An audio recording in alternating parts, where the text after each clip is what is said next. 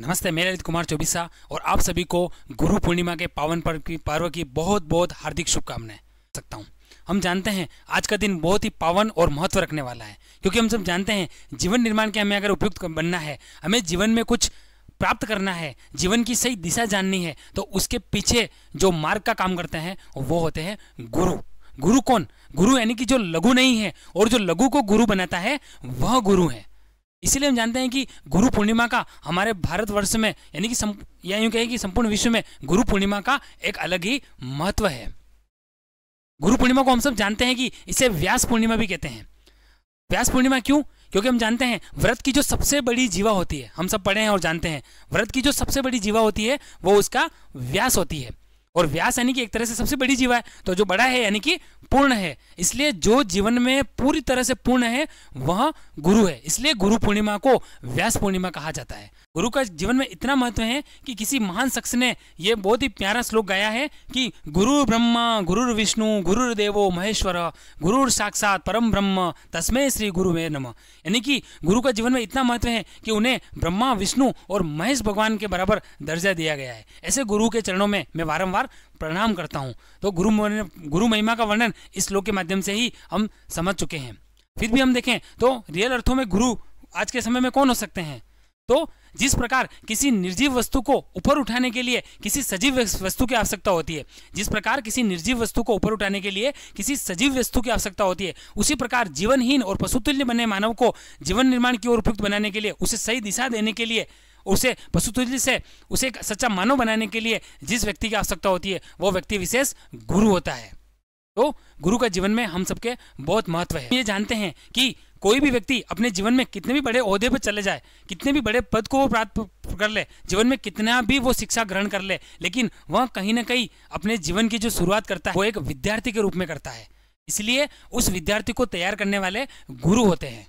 इसलिए गुरु पूर्णिमा का हमारे जीवन में बहुत महत्व है। इसीलिए समाज को उचित मार्गदर्शन देने के लिए, दिशाहीन समाज को सही दिशा देने के लिए समाज में ऐसी अष्टगुरु संस्थाएं बनाई गई जो कि उस समाज को समय समय पर एक निश्चित दिशा देकर उसे जीवन निर्माण के उपयुक्त बना सकती। ये अष्टगुरु संस्थाएं किसी एक काल विशेष के लिए नहीं बल्कि हर युग में हर काल में उसका उतना ही महत्व रहा है। और इन अष्टगुरु संस्थाओं का इतना महत्व है कि ये समाज में चली आ रही व्यवस्थाओं को, समाज में आ रही राज व्यवस्थाओं को इस प्रकार का मार्गदर्शन देती है कि वह राज व्यवस्था एक सुनिश्चित ढांचे में निरंतर रूप से सही तरीके से आगे चल सके।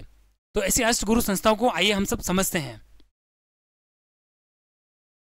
अष्टगुरु संस्था, इसमें 8 ऐसी संस्थाएं ली गई है जो समाज का पथ प्रदर्शन करती है, पथ प्रदर्शक के रूप में काम करती है।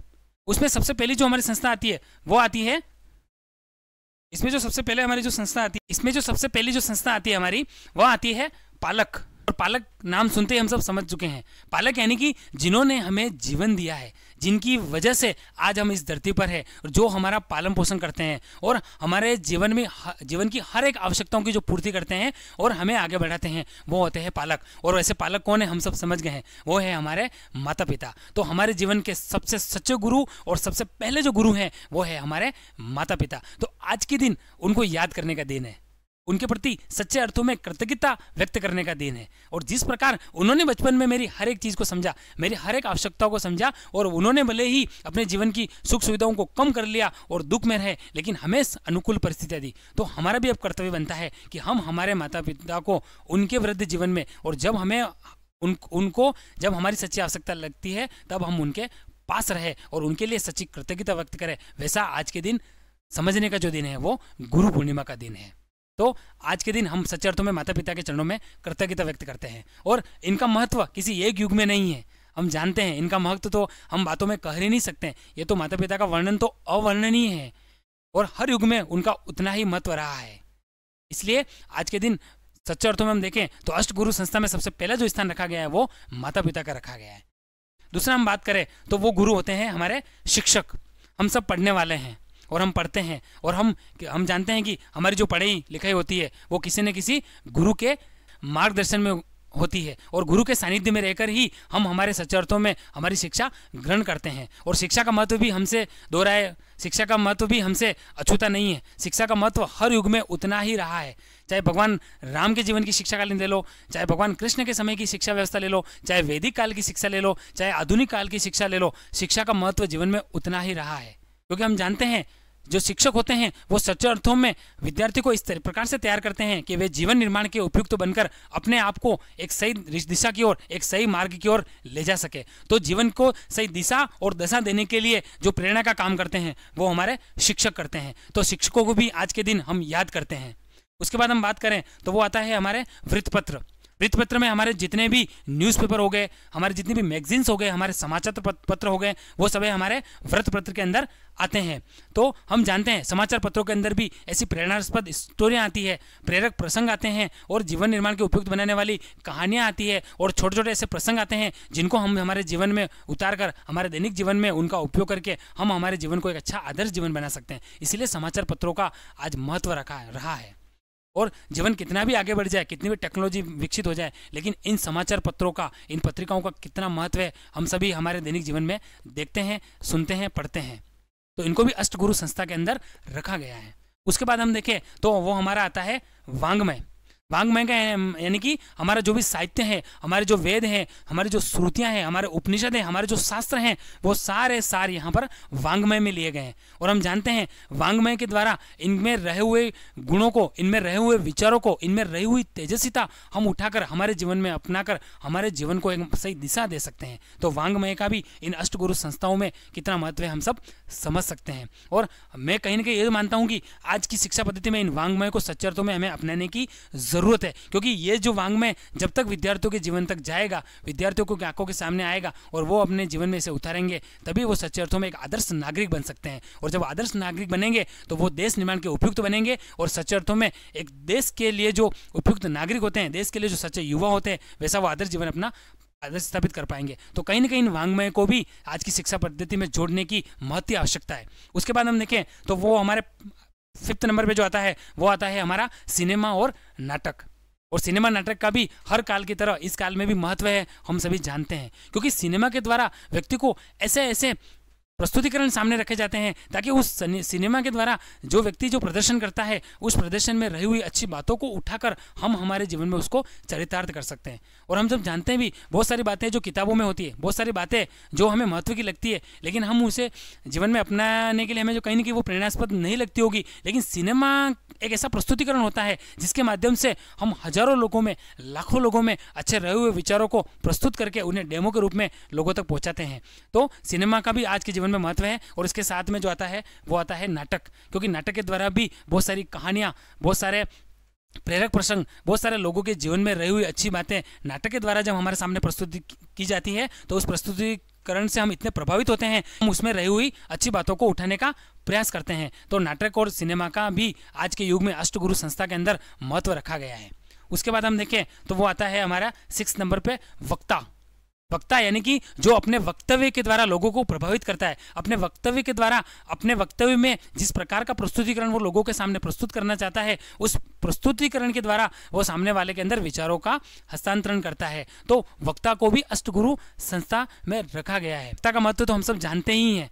हम सब बहुत सारी ऐसी बातें जो पहले से जान रहे होते हैं, बहुत सारी बातें हम सब पहले से पढ़े हुए होते हैं, लेकिन वही बातों का प्रस्तुतिकरण अगर हमें कोई वक्ता के द्वारा हमें सुनने को मिलता है तो हम उन बातों को जल्द से जल्द उठा लेते हैं, जल्द से जल्द उनसे प्रेरणा लेते हैं। तो वक्ता का भी अष्टगुरु संस्थाओं के अंदर महत्व रखा गया है। उसके बाद हम देखें तो हमारे संत, महात्मा, महंत और गुरु, इनका महत्व भी हमसे अछूता नहीं है। चाहे कौन सा भी हम काल उठा ले, हर काल में इनका महत्व रखा है। क्योंकि हम जानते हैं ये वो गुरु ही होते हैं, ऋषि मुनि ही हैं जिन्होंने समाज के अंदर एक आदर्श व्यवस्था स्थापित की है। चाहे वो जीवन निर्माण की व्यवस्था हो, चाहे वो कुटुंब व्यवस्था हो, चाहे आदर्श समाज व्यवस्था हो, चाहे आदर्श राजनीतिक व्यवस्था हो, या जीवन की कोई भी व्यवस्था हो, समाज को एक सुनिश्चित दिशा देने के लिए इनका जीवन में बहुत महत्व रहा है। आज समाज में हम सब जानते हैं कि एक आदर्श कुटुंब व्यवस्था होती है, एक परिवार व्यवस्था होती है, एक विवाह व्यवस्था हुई है। वो ये व्यवस्था कहीं ना कहीं हमें ऋषि मुनियों की देन है, तभी जाके एक आदर्श समाज हम सब देखते हैं कि वो स्थापित होता हुआ हमें नजर आता है। तो अष्टगुरु संस्थाओं के अंदर इनका जीवन में बहुत महत्व है, क्योंकि ये वो लोग हैं जो अपने जीवन में निस्वार्थ भाव से दूसरों के जीवन को प्रेरणा देते हैं और सच्चे अर्थों में जीवन निर्माण के उपयुक्त बनाने वाली शिक्षा देते हैं। इसलिए गुरु का, महंत का और संतों का हमारे जीवन में बहुत महत्व है। और उसके बाद देखें तो अंत में जो हमारे अष्टगुरु संस्था में आते हैं वो आते हैं ब्राह्मण। और ब्राह्मण यानी कौन?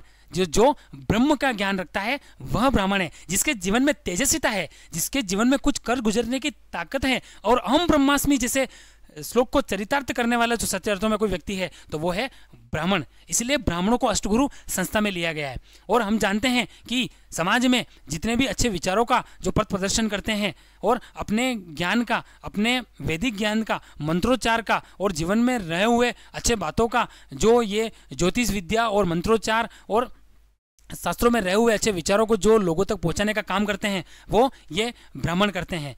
और इसलिए इनको अष्टगुरु संस्था में रखा गया है। और ब्राह्मण की जो सबसे बड़ी विशेषता वो ये है कि ब्राह्मण केवल आज का देखता है, कल का नहीं। इतनी तेजस्विता उसके जीवन में होती है, इसीलिए ब्राह्मण को ब्रह्म के बराबर दर्जा दिया गया है। इसलिए ये सभी जो अष्टगुरु संस्थाएं हमने देखी और समझी, ये समाज में एक ऐसी व्यवस्था स्थापित करती है ताकि वो एक आदर्श समाज का निर्माण कर सके। इसलिए पहले हमें ये देखना है कि ये जो अष्टगुरु संस्था है, अगर ये सुनिश्चित राह पर चलेगी, अगर ये सच्चे अर्थों में अपने पथ प्रदर्शन करते हुए आगे बढ़ेगी तो निश्चित रूप से एक आदर्श समाज का निर्माण होगा। इसलिए आज के दिन, इस गुरु पूर्णिमा के दिन हम यही बातें उठा सकते हैं कि हमारे जीवन में जो अष्टगुरु संस्था है, इनमें रही हुई अच्छी बातों को, इनके द्वारा दिए गए प्रेरणास्पद विचारों को हम हमारे जीवन में उतारें, तभी हम कह सकते हैं कि सच्चे अर्थों में हमने गुरु पूर्णिमा मनाई है और गुरु पूर्णिमा का विशेष हमने समझा है। इसी के साथ आज के दिन हमारे जीवन में रहे हुए सभी गुरुओं को हम याद करते हैं। Thank you so much.